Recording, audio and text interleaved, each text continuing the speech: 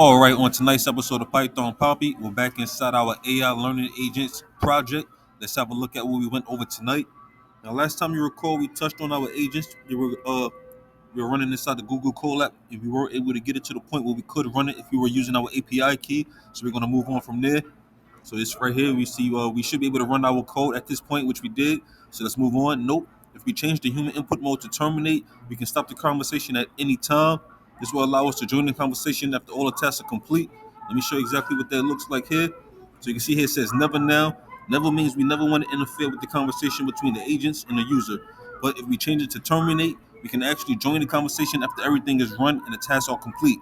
So instead of terminating the task once everything is complete, it'll actually prompt us and ask us if we want to ask any more questions or change any of the information we're seeking. So this message right here, plot a chart, the Meta and Tesla stock price change.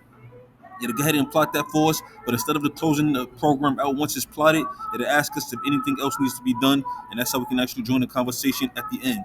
Another way we can actually join is the always. Let me read it first before I come back up here to you. So also note we can change the human input mode to always to allow for human input at any time. This will allow us to join the conversation after every task is complete. So unlike the terminate where we can join at the end of all the tasks being completed, the always will allow us to join anytime we want. So after every task or every step is taken, it'll look for us for some feedback or any kind of input we want to add. Doesn't mean we have to add anything, but it gives us the option.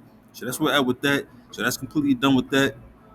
Now that we have an understanding of how to create a two-way chat agent using Python, let's look at group chat agents in the next lesson. We'll be creating a group chat agent using Python in the AutoGen library. Let's go to the next lesson. So that'll be this one here.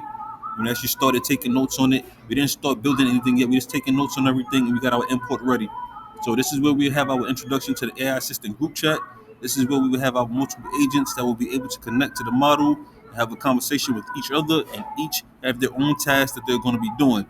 For example, let's say we want to plan out and give more direction to each agent. We can have a planner agent that will be able to give direction to the other agents, and then we can have an engineer agent that will be able to execute the task, and the planner agent gives them, or that the engineer gives them.